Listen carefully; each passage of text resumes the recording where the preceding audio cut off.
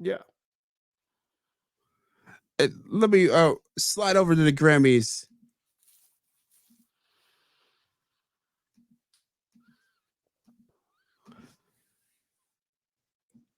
Okay, let's see.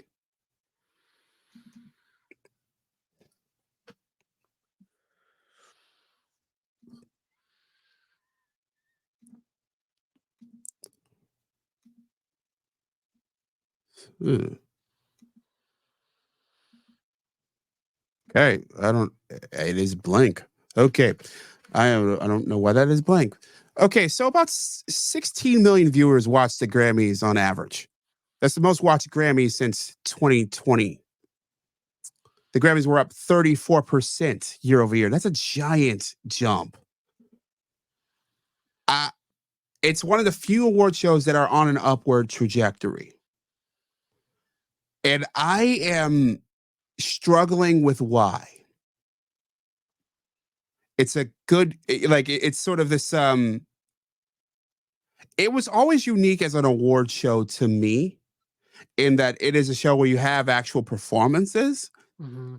Um and maybe it's just you had the moments like the fast car moment Tracy Chapman. Chris Chapman and Luke Combs, Luke Taylor Swift is there, and you have all this sort of pomp and circumstance, and you're actually seeing what people do. You don't really see Mhm. that at the Tonys. You don't really see that at the Oscars. Unless somebody gets But slapped. until yeah, but until recent years, you really didn't see.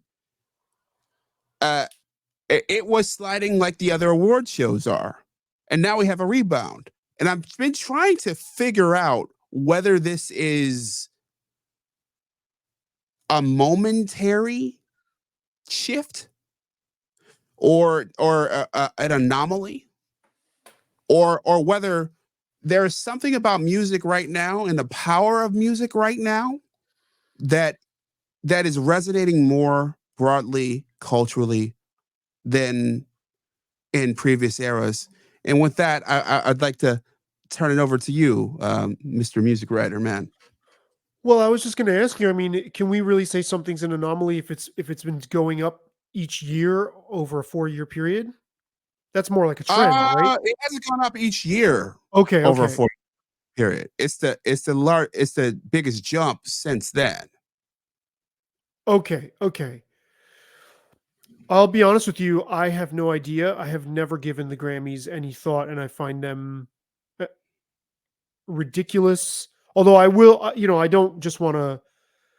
I'm interested in your topic for sure, and want to sort of drill down on what you're getting to. Um, but I've always found them to be useless. The performances, though, that is interesting. The live performance aspect of it, like when Metallica was on there, and this was ages ago now, and the Rollins band, and you can just go down the list. To me, that's sort of like a Saturday. It could end up being a Saturday Night Live moment that lives on in history forever if you perform on the Grammys for that artist. You kind of will always remember. Or like it was it on the Grammys when Madonna kissed Britney Spears, or was that MTV? I can't or I VMAs. think that was the VMAs. But it's a similar thing, right? Um, I also find the deluge of think pieces after the Grammys just chewing on this bone over and over and over about representation is just so fucking tiresome. I've never loved the idea of picking one person to say the best out of any. I think the Grammys are. I mean, I feel good for artists who get them, who can now say to their parents, like their parents can say, my kid won a Grammy, right? Because that means something. It still means something, but I've always wondered, well, what exactly is this? It's just a music industry commercial for itself. And the whole Jay-Z talking about, Beyonce's won more Grammys, and that just seems so fucking cooked up to me, so contrived to just get us all chirping about whether did this is there some injustice with representation and oh, Taylor versus Beyonce kind of a thing? Like, it's just throwing the public a bone, and I'm not buying it. Now, why are people watching when you would think something like this would just be totally irrelevant? Maybe it's the live stuff. Maybe it's the fact that Taylor was there. I don't know. What do you think? Or if you had to conjecture, I think there is something about. Okay, so broadly with TV, what we're seeing is that live does better than non-live. Like, if you want to get, if you look at the, if you look at the hosts of most, if you look at the hosts of most, Ricky Gervais should be the host of all award shows. If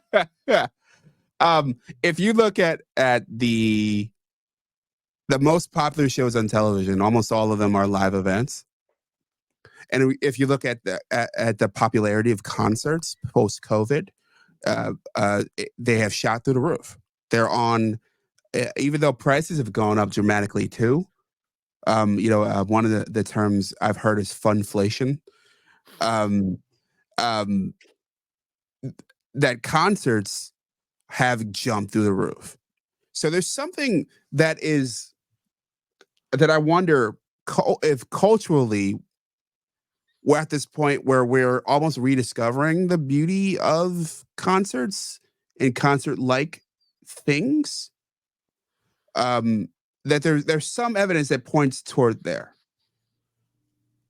Also, it's not boring.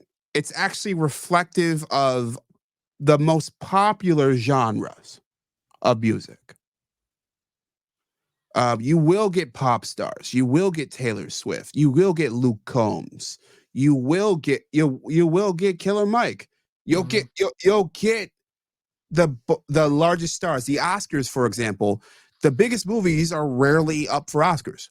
Yeah, that's an interesting dichotomy. Yeah, that's an interesting point. Never thought about that before.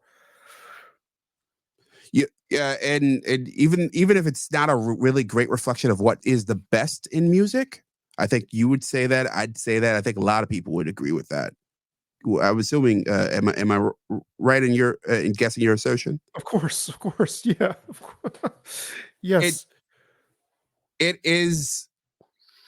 It does represent the sort of the best of mass, not the best, but the most mass appeal music.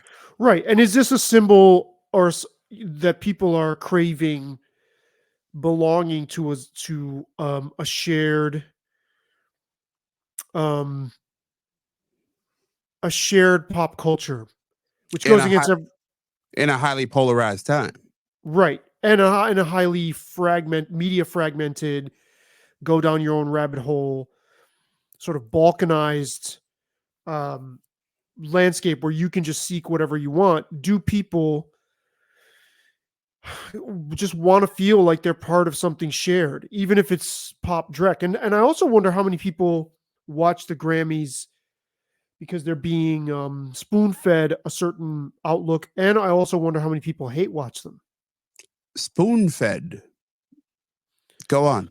Yeah, I mean, I just think, the music industry is not that far off from Hollywood in terms of what it wants to propagate, the messaging, right? Wasn't it the Grammys last year with that devil? I forgot the name of the performers. Yeah, I'm almost positive. I wish I remember the name. I can Little look it Nas up. X? No. There was another sort of devil in a cage performance. I'll look it up in a second while you're talking, but I wonder how many people who have an aversion to pop music watch them just to get annoyed. And I wonder how many people who have an aversion to the politics coming out of these kinds of spaces, just watch to be pissed off, to be like, oh my God, look at what the world is coming to, promoting LGBT stuff and all that. No doubt hate watching is a real thing and is a thing that certainly happens. I don't think that's And it's the thing that, it's Tucker and Bill O'Reilly before him, and Rachel Maddow, and so many hosts. Uh, uh, Rush Limbaugh, to mention him in 2 straight episodes. Um, have all sort of benefited from this whole, like, I I am pissed off, but I want to be pissed off. I kind of enjoy being pissed off at you while I listen and watch what you're doing. Um, Yeah, I'd almost call it love hate watching. yeah, like there's some sensation that comes with it. So I think that there's certain degree. I don't think that it's a 30% jump, but I think I'd argue that it's probably 1 in 4 seems a little high. Maybe 1 in 5 viewers of something like this are probably they're viewing it to make fun of it. Yeah, or maybe just enjoying the kitsch of it. Like Yeah. the way you'd go to like Oscar parties. I never went to an Oscar party, or maybe once that I can think of. But there's a kitsch aspect, and that it can be fun in spite of, you could either be really into super popular music or not give a damn about it and still have a little bit of fun watching it.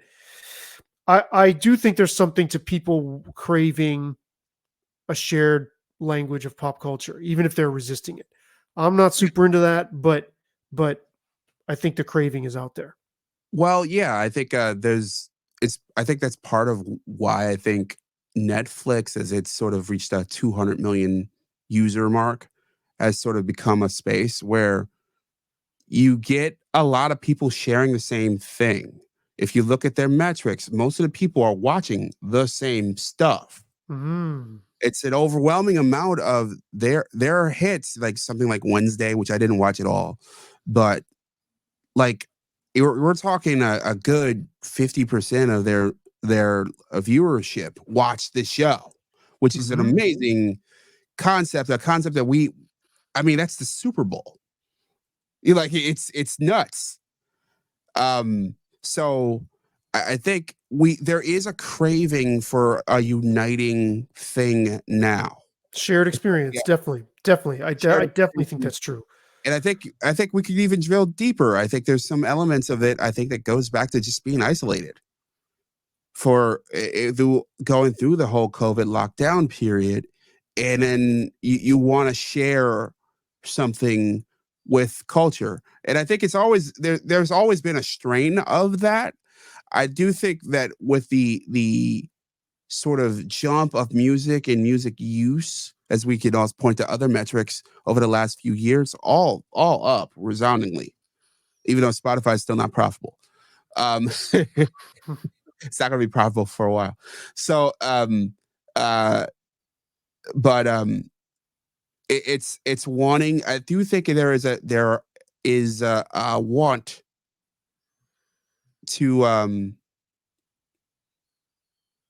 to to find a uniting factor, even if it's a hate watch. Sure, sure. I mean, I've thought this all along. People crave being temporally anchored, and the internet has given us freedom, has like untethered us from time.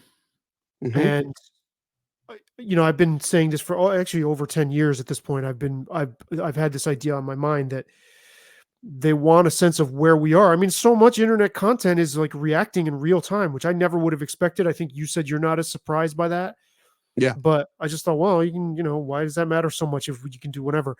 Um, so yeah, maybe that's it. I mean, to me, the Grammys are just kind of silly. I just don't take them seriously. But if that's an indicator that people want more shared stuff, I think overall that's a cool thing. And I'm hoping that we get to the point with politics and other things in life where we end up sharing more things again. Yes. And And benefiting from the best of both worlds, right? Allowing the internet to give us more of a variety. And it's almost like I don't know if you've ever played Dungeons and Dragons, but like the 20-sided dice, where we're all somewhat anchored, but there are many different faces to that shared reality that you can spin it around and get to what you is more to your liking, but there's a common ground. I have not played Dungeons and Dragons, but I've been around when it was played.